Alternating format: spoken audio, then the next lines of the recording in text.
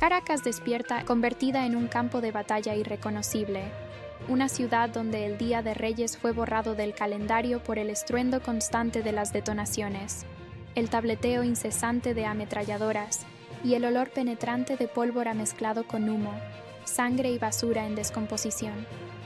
Desde Petare hasta Catia, desde La Guaira hasta las inmediaciones de Miraflores, la capital venezolana vive una de las jornadas más violentas de su historia moderna, una guerra urbana total que ya es comparada por analistas militares con Faluya, Grozny y Sarajevo, pero con un ingrediente adicional: la carga simbólica y política de una intervención extranjera directa en el corazón de América Latina.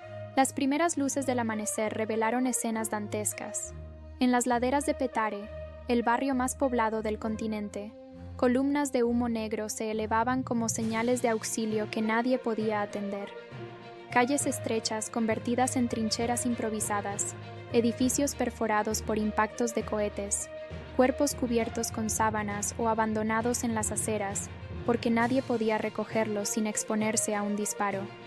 Allí, según fuentes militares, se produjo uno de los enfrentamientos más letales de las primeras 48 horas de ocupación.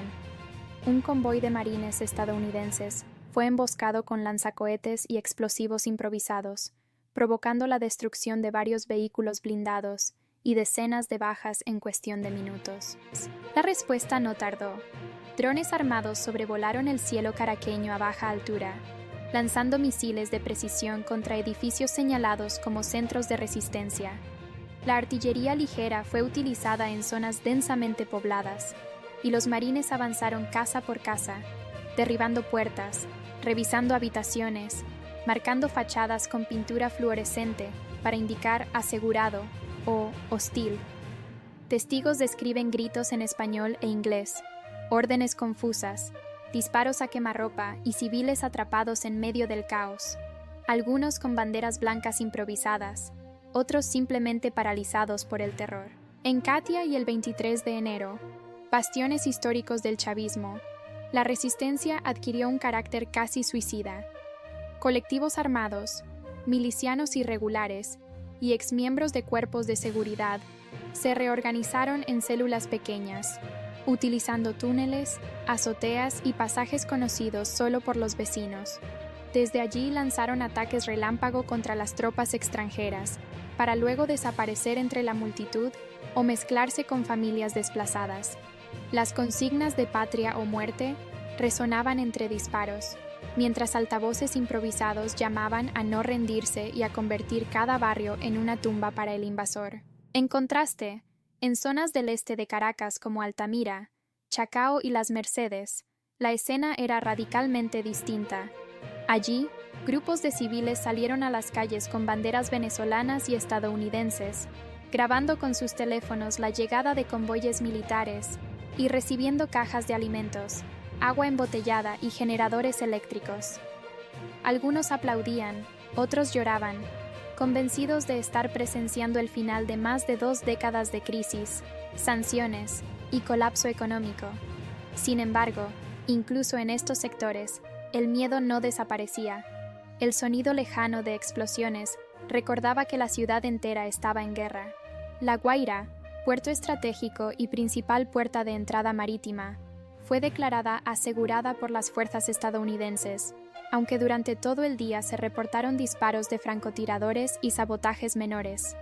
Contenedores incendiados, grúas inutilizadas y almacenes saqueados complicaron la logística humanitaria, mientras miles de personas intentaban huir por carretera hacia el interior del país o cruzar fronteras improvisadas hacia Colombia y Brasil, generando una de las mayores oleadas de desplazados en la historia reciente de la región.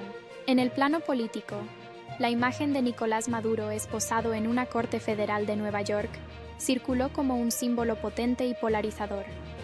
Demacrado, con el rostro tenso, escuchó la lectura de cargos por narcotráfico, lavado de dinero y crímenes de lesa humanidad, mientras fiscales mostraban documentos, grabaciones y testimonios que, según ellos, probaban una red de corrupción transnacional. Para sus seguidores, se trató de un secuestro y un montaje imperial. Para sus detractores, del desenlace largamente esperado. La figura de Cilia Flores, visiblemente afectada, añadió un componente humano a una escena cargada de significado histórico. En medio del colapso, la situación humanitaria se deterioró a una velocidad alarmante.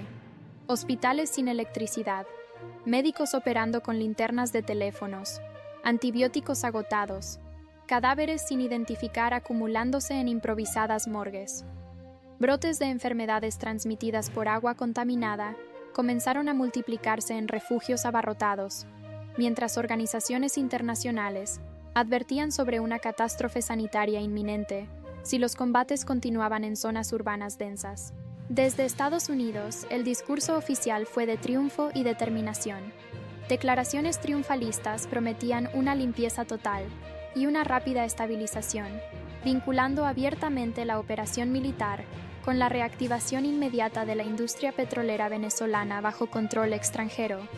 Estas palabras, transmitidas en cadena y replicadas en redes sociales, encendieron aún más la indignación de sectores de izquierda en América Latina y provocaron reacciones diplomáticas furiosas de potencias como Rusia, China e Irán, que denunciaron una violación flagrante de la soberanía y advirtieron sobre consecuencias imprevisibles. Mientras tanto, en las calles de Caracas, esas discusiones geopolíticas se sienten lejanas.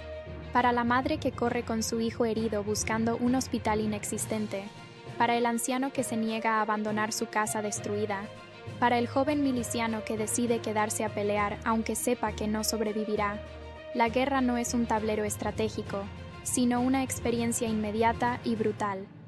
Cada esquina puede ser la última, cada ruido puede anunciar la muerte. Así, Venezuela se encuentra suspendida en una pregunta que nadie puede responder con certeza. Si este 6 de enero marcará el inicio de una liberación largamente esperada o el comienzo de un conflicto prolongado que devore generaciones enteras.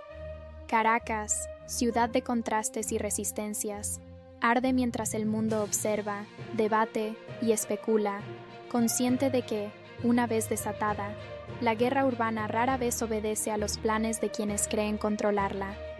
Puedo ampliar el panorama dentro del mismo escenario hipotético y narrativo, agregando capas de contexto militar, social, económico y regional, para que se entienda la magnitud de lo que está ocurriendo en esta crónica ficticia de guerra, sin presentarlo como hecho real.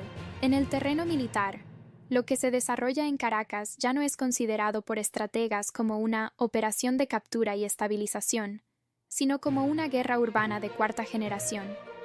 La estructura de la ciudad, con cerros densamente poblados, calles laberínticas y edificaciones superpuestas, ha neutralizado buena parte de la superioridad tecnológica de las fuerzas estadounidenses. Los drones y sensores térmicos funcionan de forma limitada debido a la cercanía entre viviendas, la presencia constante de civiles y el uso de túneles, alcantarillas y pasadizos internos que conectan manzanas enteras sin necesidad de salir a la calle.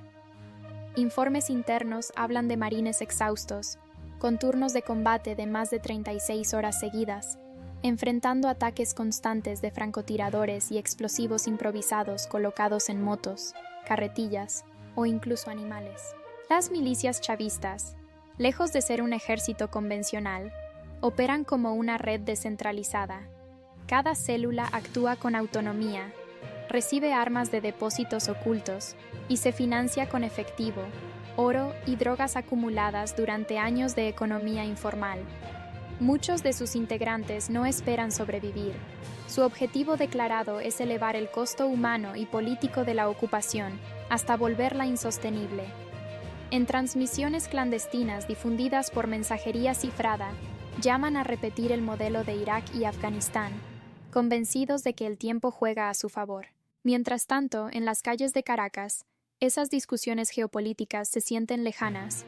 Para la madre que corre con su hijo herido buscando un hospital inexistente, para el anciano que se niega a abandonar su casa destruida, para el joven miliciano que decide quedarse a pelear aunque sepa que no sobrevivirá, la guerra no es un tablero estratégico, sino una experiencia inmediata y brutal. Cada esquina puede ser la última, cada ruido puede anunciar la muerte. Así, Venezuela se encuentra suspendida en una pregunta que nadie puede responder con certeza. Si este 6 de enero marcará el inicio de una liberación largamente esperada o el comienzo de un conflicto prolongado que devore generaciones enteras. Caracas, ciudad de contrastes y resistencias, arde mientras el mundo observa, debate y especula, consciente de que, una vez desatada, la guerra urbana rara vez obedece a los planes de quienes creen controlarla.